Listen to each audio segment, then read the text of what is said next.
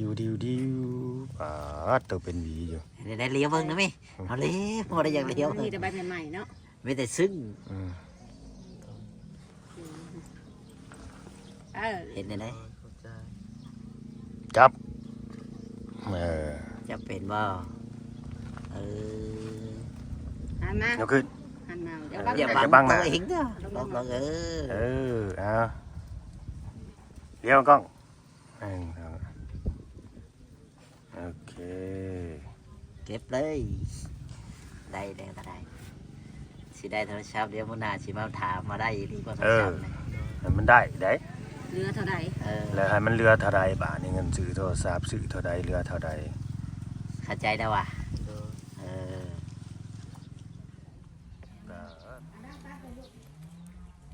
สบายดีสวัสดีพ่อแม่พี่น้อง FC ทางแปลงเบิร์ดคู่สู่คนเบิร์ดสมองสุบอดนะพี่น้องเด้อพอๆกับช่อง YouTube บ่าวลาวพาเพิ่นคือเก่าคือเดิมพี่น้องเนาะเพิ่มเติมกันมื้อนี้ก็มาเป็นสะพานบุญให้ทั้งเอื้อใหญ่ใจดีใจบุญแล้วก็อ้ายใหญ่ใจดีใจบุญเพิ่นคือเก่าพี่น้องเอ้ยเนาะมื้อนี้ก็เข้ามาหาทั้งน้องพัดพี่น้องนะน้องพัดภาคนั่นแหละที่ว่ากำพร้าพ่อเนาะแม่ก็ไปมีเมียใหม่มีผัวใหม่ออกไปแล้วมีเมียใหม่แต่ไม่มีผัวใหม่เนาะไปมีผัวใหม่ไปทำงานอยู่ไทยแล้วก็มีผัวใหม่บ่ฮ้อนติคือจังเฮือนมันสิบ่ฮ้อนบ่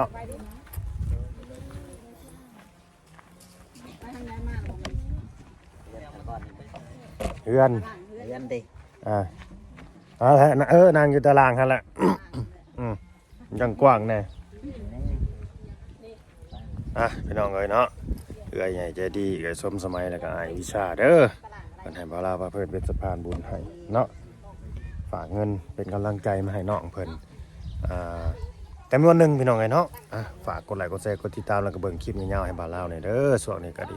วิวบ่ดีพี่น้องโอ้สุดยอดเลยการเฮ็ดคลิปช่วยเหลือคนนี่ก็ดีเนาะช่วยแต่คนอื่นเจ้าของสิบ่รอดล่ะพี่น้องเอ้ยเนาะสิบ่รอดแล้วเพราะว่ามันบ่มีผู้เบิ่งผู้ชมหลายวิวบ่ดีมันก็รายได้มันก็ป้าเด้อพี่น้องเอ้ยบ่อยากเว้าเนาะ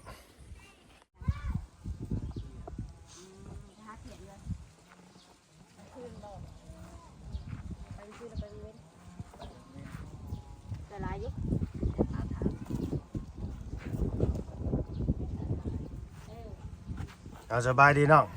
สบายดีในไม้ให้หน่อยเจ้าว่ามื้อนี้สิโชคดีบ่จักนี่เมื่อวานนี่ค่ะเมื่อวานนี่ท่าซะบ่เมื่อวานนี่บ่นัดกันนะแต่เมื่อวานได้นัดกันนัดเมื่อวานนี่ลืมเลยนึกว่า2มื้อแล้วซั่นติดภารกิจเร่งด่วนมาเนาะเลยบ่ได้มาวันนี้ก็เลยมีโอกาสมา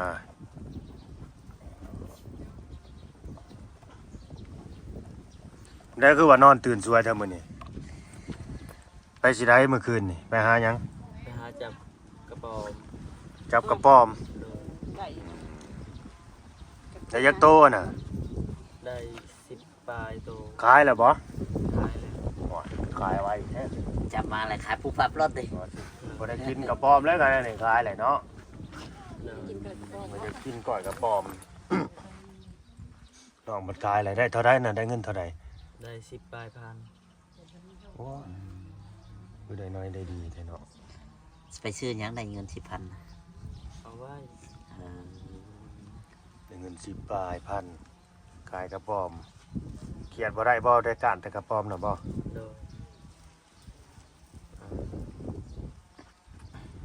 นึกว่าได้กินข้าวเช้าบ่มื้อนี้หรือว่าจังไดยังบ่ได้กินข้าวเช้าอยู่คิดว่าสิกินข้าวเช้ากับหยังนี่ใส่สูตรนี่บ่ไปการกระป๋อมเมื่อคืนนี่นะบ่แล้วว่าใส่สูตรตัวนี้ไปการกระป๋อมซื้อมาให้นะตัวนี้บ่ส่งมาใส่พอดีบ่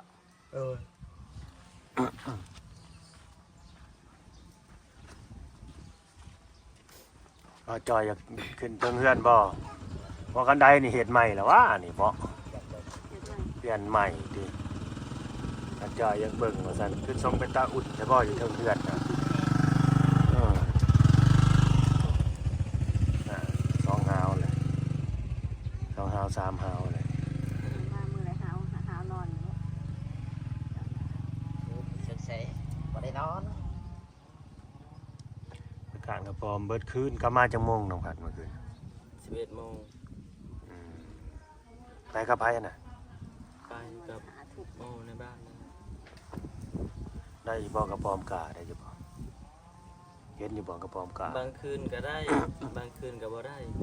กระปอมกาเนี่ยมันต้องนอนสูงเนาะมันบ่นอนต่ำดอก โดย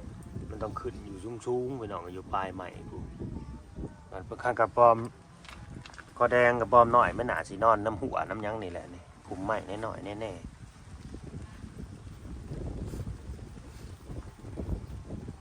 ชีวิตน้องคนนี้นี่บ่มีอนาคตนี่พี่น้องเอ้ย มองบ่เห็นอนาคตเจ้าของเลยอันนี้คือเว้าตรงๆนะบ่าวลาวนี่บ่ได้เว้าแบบเขาเรียกว่าบ่ได้บูลลี่แล้วก็บ่ได้เว้าเหยียดให้น้องได้ มีอยู่ทางเดียวที่สิ แม่นบ่น้องพัด น้องพัด ไปทำงานกรุงเทพ น้องพัด เรียกงาน คิดเห็นอนาคตเจ้าของอยู่ปะ บ่ มองเห็นอยู่คิดว่าสิเอาสิเหตุในใดเอาในใดกับชีวิตเอา อืม บ่จัก นะ บ่จักเลย เห็นบ่น้องบ่ฮู้หยังวะ เอาดีเลย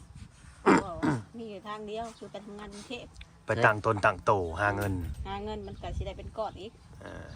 เคยไปบ่ บ่ อยากไปอยู่บ่ ไปบ่ว่าเราสิพาไป อยากบ่หรือว่ายังบ่อยาก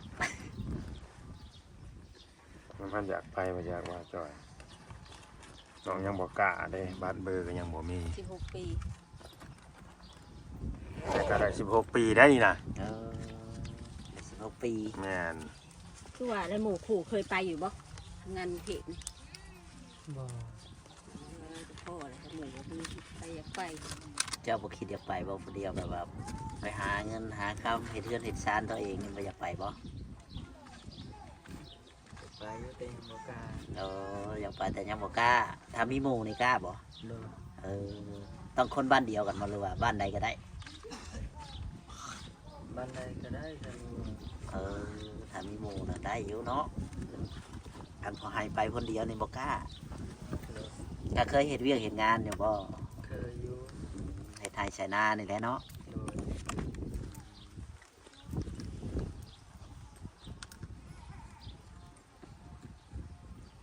แล้วข้าวน้ำแล้วนึ่งกินเองบ่ เอาน้ำปลา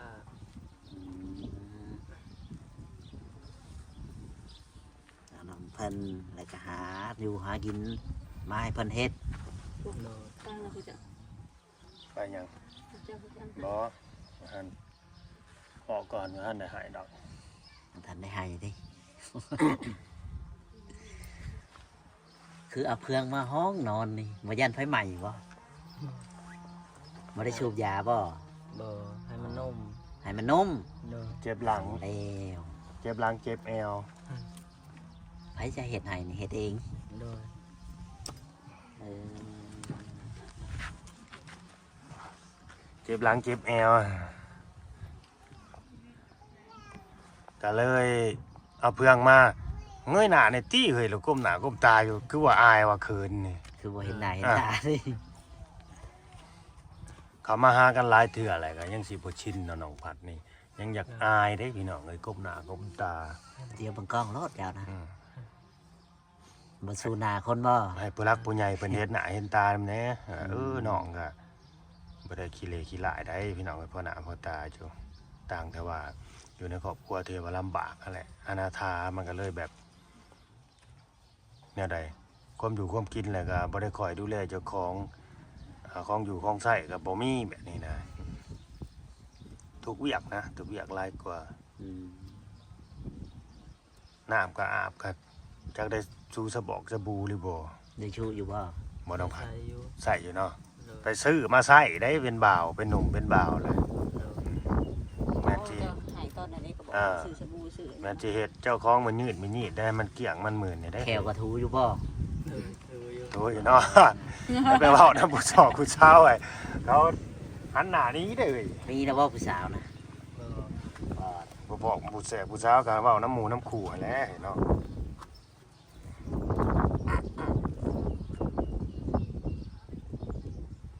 ก็ได้เงินก่อนหนึ่งนี่เสียไปเฮ็ดหยังน้องพัด เงยหน้าขึ้นได้ไหม อยากซื้อโทรศัพท์ อยากซื้อโทรศัพท์ มึงมีโทรศัพท์บ่เดี๋ยวนี้ บ่ เป็นได้จังหวะจังได้โทรศัพท์ นี่เวลาเจ้าเว้าน่ะเจ้าหันหน้าขึ้นมาให้ เงยหน้าขึ้น เห็น ไปจิกลมหน้า เป็นได้คือว่าอย่างใด เออ อยากได้ อ๋อ อยากได้ อยากเบิ่ง อยากเบิ่ง โดย อยากเล่นเนาะ เออ วัยรุ่นน่ะเด้ อืม อยากมีคือหมู่ อย่าเบิ่งผู้สาวในโทรศัพท์บ่ โดย เดี๋ยวเบิ่งซาเนี่ยเลยอะไรเงินก่อนนี่มันสิพอโทรศัพท์นี่บ่ทราบ โอ้ตัวนึงโอ้ได้ สิบ่เบิดซะบ่ซะเอาเงินให้ก่ กู อนนี่ กูเก็ตแสนก็มีบ่แม่นบ่โทรศัพท์น่ะ มี อันนี้ สิได้อยู่บ่ล่ะคิดว่าสิได้อยู่บ่ ได้แล้วบ่แม่นเอามันเบิดมาเดียว เหลือเงินเท่าใดซะเดี๋ยวนี้น้องพัดเงินในโตน่ะเหลือเท่าใด เหลือ50 เหลือต่อ60 โดย เงินที่บ่าวลาวเคยเอากลับมาให้นี่เบิดแล้วเนาะเหลือ60เท่านั้น โดย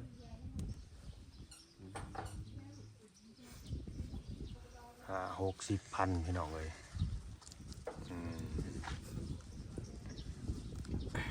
อันนี้ก็มีทางผู้รักผู้ใหญ่เพิ่นเด้อเพิ่นฝากเงินมา เป็นน้ำจิตน้ำใจและใครกำลังใจน้องอะไรเห็นน้องบ่มีนะสงสารก็ที่ว่าเอ็นดูสงสารนั่นแหละ หาบ่ได้เนาะหาได้เด็กๆน้อยๆบ่แม่นว่าบ่ได้ เลยฝากมาสวยเรือน้องเอาไปใส่ใจในสิ่งที่จำเป็นแต่ว่าน้องเพิ่นว่าจะได้โทรศัพท์แล้ว ใส่สิซื้อโทรศัพท์อยู่ ก็สิได้ไปซื้อโทรศัพท์แล้วบาดนี้ ได้เลยจะไปซื้อโทรศัพท์บ่ โดยทางมันครบ กันพ่อก็ไปซื้อเนาะ โดย ถ้ามัน เอาให้เอามือสองเด้อโทรศัพท์เด้อ ได้อยู่ว่ามื้อสอง โดย เพราะว่ามือหนึ่งนี่สิบ่พอ มื้อหนึงบ่ได้แล้ว เพิ่นฝากเงินมาให้นี่75เหรียญพี่น้องเอ้ย75 ดอลเงินต่างประเทศได้แต่ว่าแลกเป็นเงินกีบออกมาเป็นที่เรียบร้อย75 ดอลก็ไหลเป็นเงินกีบก็ไหลเต็มๆเลยก็ล้านปลายพุ่นได้น้องพัดสิบ่เหลือบ่โทรศัพท์ ได้อยู่ ได้อยู่เนาะให้มันเหลือได้ให้มันเหลือไว้ โทรศัพท์นี่เท่าใดที่ไปทำเบิ่ง ประมาณ800,000ก็ได้บางที 800,000 ให้มันเหลือได้ให้มันเหลือไว้ เนื้อก็เอาเครื่องประมาณนี้แหละ เขาใช้ไว้จ่ายเนาะซื้อหัดซื้อนี่ แม่น เวลาจำเป็น คือสมมุติเป็นป้าเป็นลุงซะเพิ่นเห็นว่าน้องได้เงินแน่นี่เพิ่นก็บ่ได้ว่าหยังบ่เพิ่นบ่ได้มาขอมาหยังบ่ เพิ่นว่าอยู่ ว่าบ่ โดย เพิ่นว่าได้น้องพัดเพิ่นจะขอแน่นี่บ่หรือว่าจังได เพิ่นอยากขอ อ๋อคือว่าให้ป้าให้ลุงเนี่ยกว่าจังซั่นจังซี่หยังประมาณนี้บ่ โดย ฮ้วยเฮ็ดเนี่ยได้สบาทนี่ เจ้าสิได้บ่โทรศัพท์ ให้ก็ให้เพิ่นน่ะเล็กละน้อยหั่นแหละ อันนี้ก็ 4-50ก็ว่าไป อันนี้ก็เงินนี่ทั้งเบิด ให้ ทั้ อยู่ งม บ่ วลนี่1,500,000เด้อ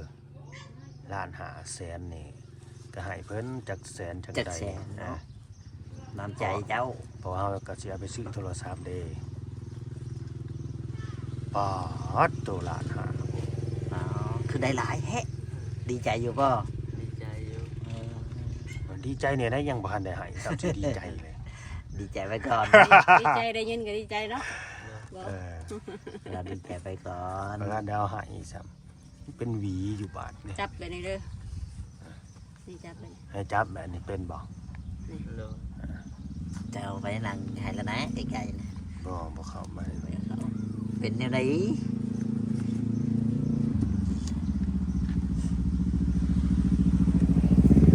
เอาไปซื้อโทรศัพท์แล้วก็ให้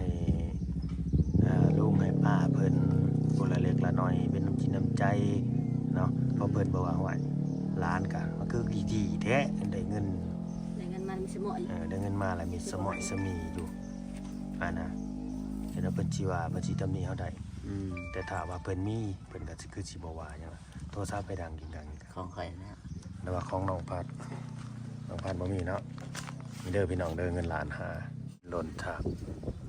เคยได้อยู่บ่เงินซ้ำนี่ตั้งแต่ เกิดมา เกิดได้ใหญ่มาซ้ำนี่ไปหาได้เก็บเงินซ้ำนี่ จั อก ยู่บ่ จักเดือนจังได้ บ่เคยเนาะ เคยได้เนาะ สิใช่เนี่ยได้ยังสิหมดนี่ ไปซื้อโทรศัพท์กับเบิดแล้วบัดจ่อย ถามน้องครับ ซื้อโทรศัพท์กับเบิดแล้วซื้อโทรศัพท์เครื่องหนึงกับเบิดแล้ว800,000 900,000แหละบัดนี้เงินล้านปลาย เหลืออะไรแน่น้อง เหลือเล็กๆน้อยๆแล้วก็ 6 แสนนี่แน่เนาะ ให้ลุงให้ป้าไปแน่จังเล็กจังน้อยนั่นนี่ เหลือวันโทรศัพท์แบบบางทีประมาณ800,000